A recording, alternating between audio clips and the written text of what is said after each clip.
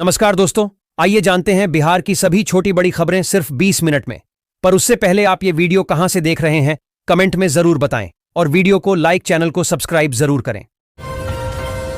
आपके पास भी अगर लेबर कार्ड है तो आपके लिए खुशखबरी है, क्योंकि सरकार ने वस्त्र सहायता योजना के तहत दीपावली पर सभी मजदूरों को उनके खाते में 5,000 रुपये की राशि देने की घोषणा की है और यह स्कीम 15 अक्टूबर से शुरू हो चुकी है।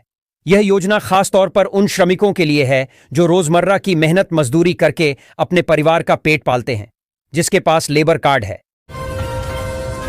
वीआईपी के साथ सीटों की जो डील हुई है उसके तहत वीआईपी को बिहार चुनाव में 18 सीटें देने पर सहमति बनी है।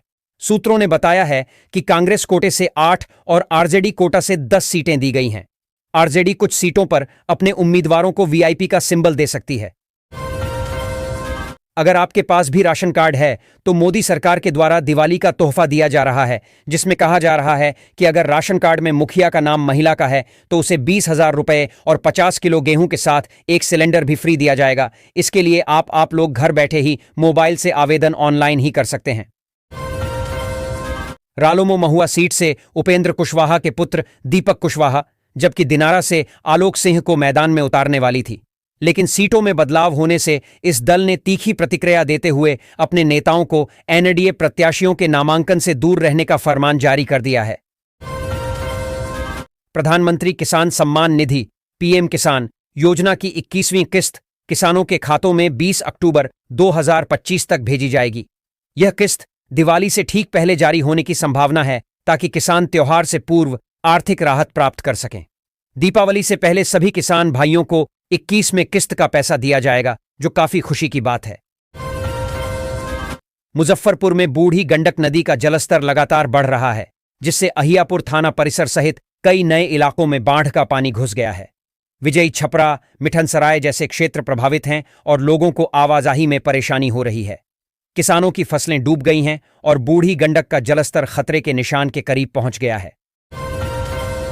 बिहार में 4 विधानसभा चुनाव जेडीयू और भाजपा मिलकर लड़ चुके हैं, लेकिन ऐसा पहली बार है जब भाजपा की सीटें जेडीयू के बराबर हैं।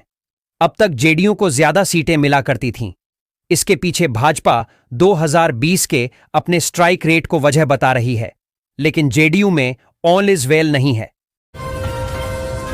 बिहार विधानसभा चुनाव के लिए नामांकन शुरू होने के साथ ही पटना में राजनीतिक सरगर्मी तेज हो गई है।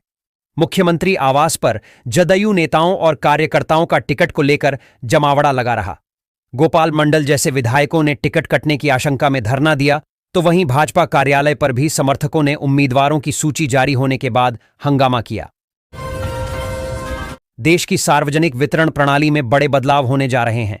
अक्टूबर 2025 के आखिरी हफ्ते से केंद्र सरकार राशन कार्ड धारकों के लिए नए नियम लागू करने वाली है। इस बदलाव के तहत पात्र परिवारों को हर महीने 1,000 रुपये की सीधी आर्थिक मदद के साथ साथ बेहतर गुणवत्ता का राशन मिलेगा। बिहार में सड़कों का जाल बिछ रहा है। बिहार में नया एक्सप्रेसवे बनाने को लेकर मंजूरी मिली है।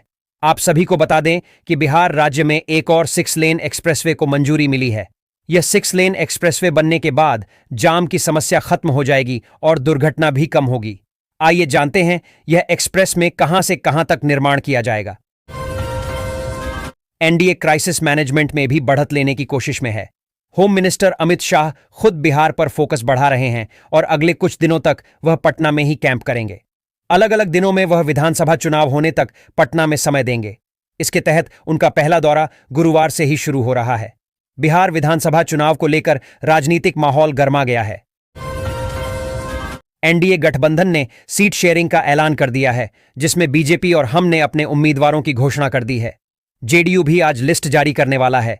वहीं महागठबंधन भी सीट शेयरिंग पर विचार कर रहा है। आरएलएम प्रमुख उपेंद्र कुशवाहा की नाराजगी की भी चर्चा है। भारतीय रेलवे ने यात्रियों के लिए एक महत्वपूर्ण घोषणा की है, जो लाखों ट्रेन यात्रियों की परेशानी दूर करने वाली है। अब यात्री अपने कंफर्म टिकट की यात्रा तारीख में बदलाव कर सकेंगे। यह सुविधा जनवरी 2025 से लागू होने जा रही है और इसका सबसे बड़ा फायदा यह है कि यात्रियों को टिकट रद्द करने की जरूरत नहीं पड़ेगी। चांदी की कीमत में पिछले कई महीनों से लगातार तेजी देखने को मिल रही है। त्योहारी मौसम के दौरान चांदी की कीमत 2 लाख रुपये पार कर गई है। भारत ही नहीं, चीन, ऑस्ट्रेलिया और तुर्की जैसे देशों में भी चांदी की मांग में बेतहाशा तेजी देखने को मिली है। इस दिवाली के पावन अवसर पर देश के सरकारी कर्मचारियों और पेंशन धारकों के चेहरे पर मुस्कान आ गई है। केंद्र और विभिन्न राज्य सरकारों ने महंगाई भत्ते में उल्लेखनीय वृद्धि की घोषणा की है, जो 2 से 6% तक है। यह निर्णय करोड़ों कर्मचारियों और पेंशन भोगियों की आर्थिक स्थिति को मजबूत करने की दिशा में एक महत्वपूर्ण कदम है।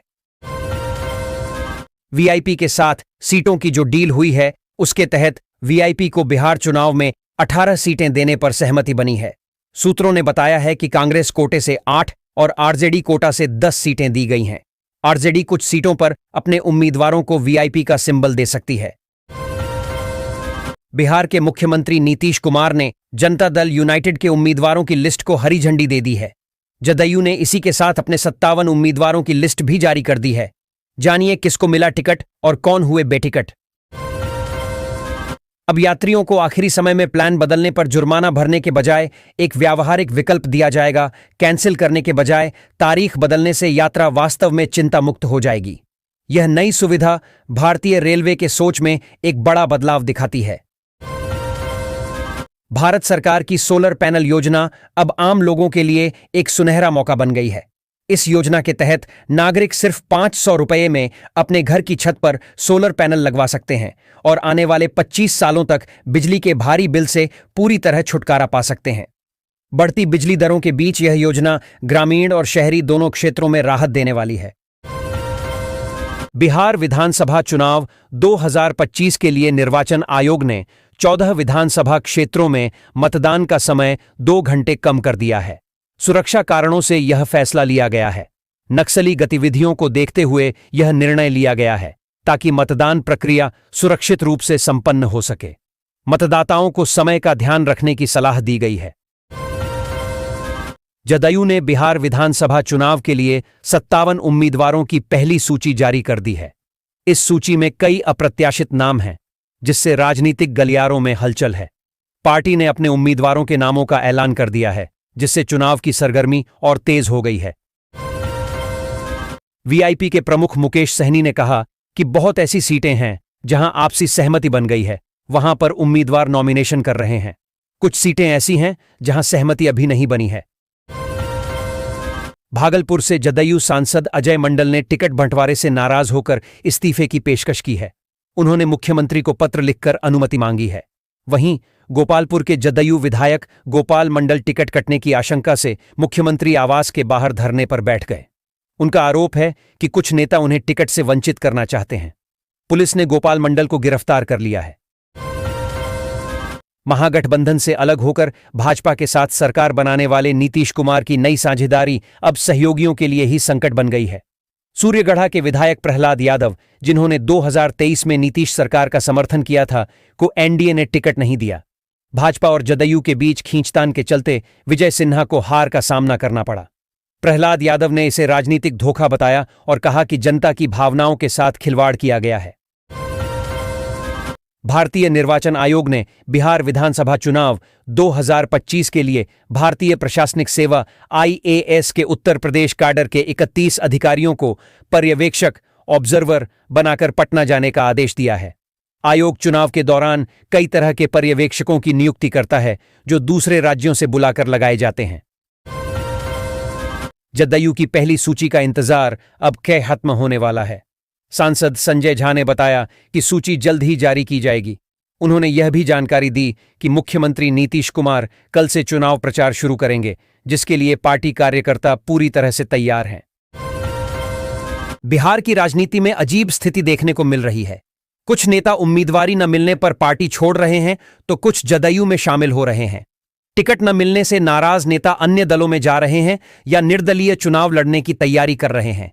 वहीं जदयू कुछ नेताओं को टिकट का आश्वासन देकर पार्टी में शामिल कर रही है। बिहार की राजनीति में उलटफेर जारी है। दिवाली और छठ त्योहार से पहले पश्चिम और मध्य रेलवे ने यात्रियों को लेकर बड़ी घोषणा की है। रेलवे ने भीड़भाड़ से बचने के लिए मुंबई के सीएसएमटी और बांद्रा टर्मिनल सहित कुछ प्रमुख स्टेशन पर प्लेटफॉर्म टिकटों की बिक्री पर अस्थायी रूप से प्रतिबंध लगा दिया। बिहार में विधानसभा चुनाव के लिए पहली लिस्ट जारी करने के बाद भारतीय जनता पार्टी ने 4 राज्यों में होने वाले विधानसभा उपचुनाव के लिए भी उम्मीदवारों की लिस्ट जारी कर दी है। इस लिस्ट में एक मुस्लिम चेहरा भी शामिल है। इससे पहले भाजपा ने जम्मू कश्मीर के लिए जो राज्यसभा चुनाव की लिस्ट जारी की थी, उसमें भी एक मुस्लिम कैंडिडेट को मैदान में उतारा है। प्रधानमंत्री नरेंद्र मोदी के द्वारा शौचालय योजना को आरंभ किया गया है। आपको जानकारी के लिए बता दें कि इस योजना के तहत गरीब परिवारों को सरकार की तरफ से शौचालय बनवाने के लिए 12,000 रुपए दिए जाते हैं। जिनको अभी नया घर मिल रहा है, उन्हें साथ में शौचालय का भी पैसा मिल रहा है, लेकिन जो लोग छूट चुके हैं, जिनको बहुत पहले आवास मिला है, वे लोग इस योजना का लाभ ले सकते हैं। बिहार में आगामी चुनावों के लिए भाजपा और जदयू के बीच सीटों का बंटवारा हो गया है। भाजपा औरंगाबाद और गोह से चुनाव लड़ेगी, जबकि जदयू रफीगंज और नबीनगर से अपने उम्मीदवार उतारेगी। चिराग पासवान की पार्टी को ओबरा सीट मिली है। यह समझौता बिहार की राजनीति में महत्वपूर्ण माना जा रहा है। बिहार एनडीए में सीट बंटवारे के बाद भी कुछ सीटों पर दोस्ताना मुकाबला होगा। मांझी की हम पार्टी ने 6 सीटों पर उम्मीदवार उतारे हैं और 2 और पर उतारेगी। मांझी ने नीतीश कुमार की नाराजगी पर सहमति जताई और एनडीए की जीत का दावा किया। उन्होंने अपनी बहू और समधन को भी टिकट दिया है। मांझी ने कम सीटें मिलने पर कार्यकर्ताओं में असंतोष की बात स्वीकार की, लेकिन बिहार को जंगल राज में न धकेलने की बात कही। बैंक में काम कर रहे कर्मचारियों के लिए बड़ी खुशखबरी। आप सभी को बता दें कि अब सप्ताह में केवल 5 दिन ही बैंकों में काम करने होंगे। शनिवार और रविवार सप्ताह में 2 दिन बैंक बंद रहेंगे, और जब भी पूजा त्योहार आएगा तो उन्हें फिर उस दिन भी छुट्टी मिलेगी, अलग से छुट्टी मिलेगी। बिहार में महागठबंधन के भीतर सीट बंटवारे को लेकर खींचतान शुरू हो गई है। सीपीआई ने प्रत्याशियों की पहली सूची जारी कर दी है, जिससे गठबंधन में तनाव बढ़ने की आशंका है। सीपीआई के इस कदम से अन्य दलों में हलचल है और सीट बंटवारे की प्रक्रिया जटिल हो सकती है। अब देखना यह है कि अन्य दल इस पर कैसी प्रतिक्रिया देते हैं। देश भर के छात्रों के लिए एक बड़ी खुशखबरी सामने आई है। फ्री लैपटॉप योजना 2025 अब पूरी तरह से लागू की जा रही है। सुप्रीम कोर्ट के निर्देश के बाद केंद्र और राज्य सरकारों ने मिलकर फैसला लिया है कि 10वीं और 12वीं पास छात्रों को मुफ्त लैपटॉप दिए जाएंगे। साथ ही उन छात्रों को 25,000 रुपए तक की प्रोत्साहन राशि के रूप में मदद दी जाएगी, ताकि वे आगे की पढ़ाई बिना किसी रुकावट के जारी रख सकें। चुनाव से पहले फिर एक बार लाखों लोगों को प्रधानमंत्री आवास योजना के तहत पक्के मकान मिलेंगे, चाहे वह शहर में रहते हों या गांव में। और आवास योजना के लिए सर्वे शुरू हो चुका है, जल्द हो आएगी पहली किस्त। प्रधानमंत्री आवास योजना के तहत ग्रामीण क्षेत्र के लोगों को 1,20,000 रुपए और शहरी क्षेत्र के लोगों को 3,50,000 रुपए मिलेंगे। बिहार विधानसभा चुनाव 2025 को लेकर लगातार सियासी सरगर्मियां तेज हो रही हैं। भाजपा के बाद अब नीतीश कुमार की जनता दल यूनाइटेड जेडीयू ने भी अपने उम्मीदवारों का ऐलान कर दिया है। जेडीयू ने अपनी पहली सूची में 57 कैंडिडेट के नाम का ऐलान किया है। वहीं बीजेपी ने 71 उम्मीदवारों की लिस्ट को जारी कर चुकी है। बिहार में 2025 के विधानसभा चुनाव से पहले ओवैसी की पार्टी एआईएमआईएम ने भीम आर्मी और बसपा के साथ गठबंधन किया है। एआईएमआईएम के प्रदेश अध्यक्ष अख्तरुल ईमान ने बताया कि तीनों पार्टियां मिलकर 100 सीटों पर चुनाव लड़ेंगी, जिसमें से 25 सीटों पर भीम आर्मी चुनाव लड़ेगी। राजनीतिक दलों के बीच गठबंधन और उम्मीदवारों की घोषणाओं का दौर जारी है। दीपावली और छठ पर्व पर यात्रियों की सुविधा के लिए उत्तर प्रदेश परिवहन निगम 3,000 अतिरिक्त बसें चलाएगा। बसों का संचालन 18 अक्टूबर से शुरू होकर छठ तक चलेगा। लखनऊ से दिल्ली, गोरखपुर, आजमगढ़ और प्रयागराज के लिए अधिक बसें चलेंगी। यात्रियों के लिए स्टेशनों पर साफ सफाई और सहायता केंद्र की व्यवस्था की जाएगी। सभी मार्गों पर यात्रियों की उपलब्धता के अनुसार बसें चलाने के निर्देश दिए गए हैं। वृद्धा, विधवा और विकलांग पेंशन में होगा बड़ा बदलाव। इस बात की चर्चा आम है कि सरकार ने वृद्धावस्था, विधवा और विकलांग पेंशन योजनाओं में बड़े बदलाव किए हैं। लोगों को उम्मीद है कि अब उन्हें अधिक पेंशन मिलेगी और आवेदन प्रक्रिया आसान होगी। दिवाली से पहले सभी पेंशनधारी को 3,000 रुपए दिया जाएगा। सरकार ने महिलाओं को रोजगार देने के लिए बीमा सखी योजना लाई है, जो गांव में रहने वाली सभी महिलाओं को लिए बड़ी खबर है। अब उन्हें घर बैठे ही रोजगार का अवसर मिलेगा हर महीने 7,000 रुपए कमाने का मौका मिलेगा।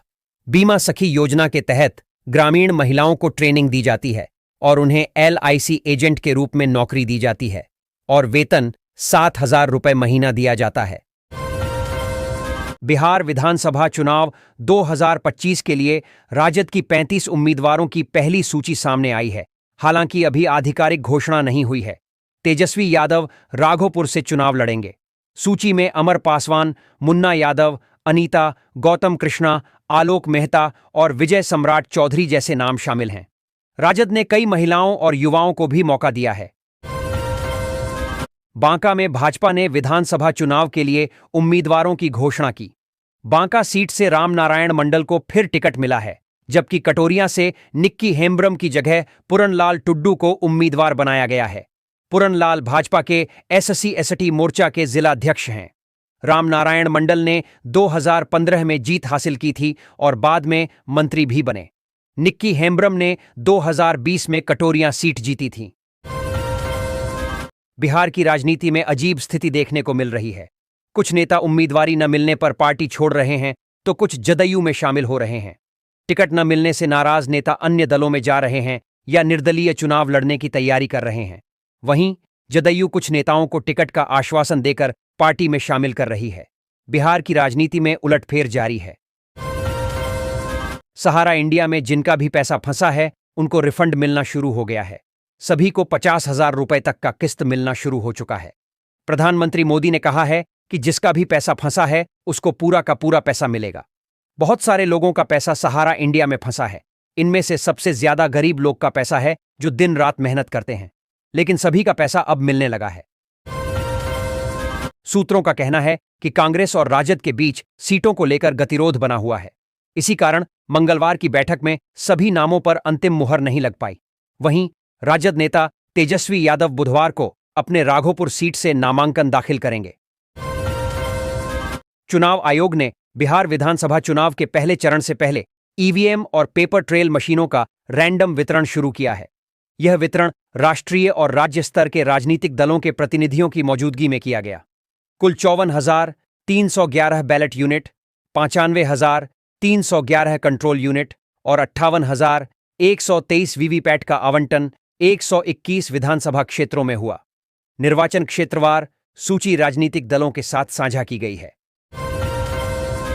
फ्री सिलाई मशीन योजना 2025 के तहत अब सभी महिलाओं को फ्री में सिलाई मशीन मिलने वाले हैं और भारत सरकार ने यह योजना उन गरीब और असहाय महिलाओं के लिए लाया है जिनके पास कोई रोजगार या कोई काम नहीं है। ऐसे में वे महिलाएं सिलाई करके अपना गुजारा कर सकते हैं। इस योजना के तहत सरकार हर महिला 15,000 रुपए देती है, सीधे लाभुकों के बैंक खाते में। भारतीय किसानों की हो गई बल्ले बल्ले। अब प्रधानमंत्री फसल बीमा योजना के तहत किसानों को फसल नुकसान होने पर 75% का मुआवजा मिलेगा, सीधे बैंक खाते में। जिन किसानों का फसल बाढ़ से बर्बाद हो चुका है या बारिश में डूब गई है, सभी किसानों को उनके नुकसान का 75% मुआवजा मिलेगा। यह राशि सीधे उनके बैंक खाते में भेजी जाएगी।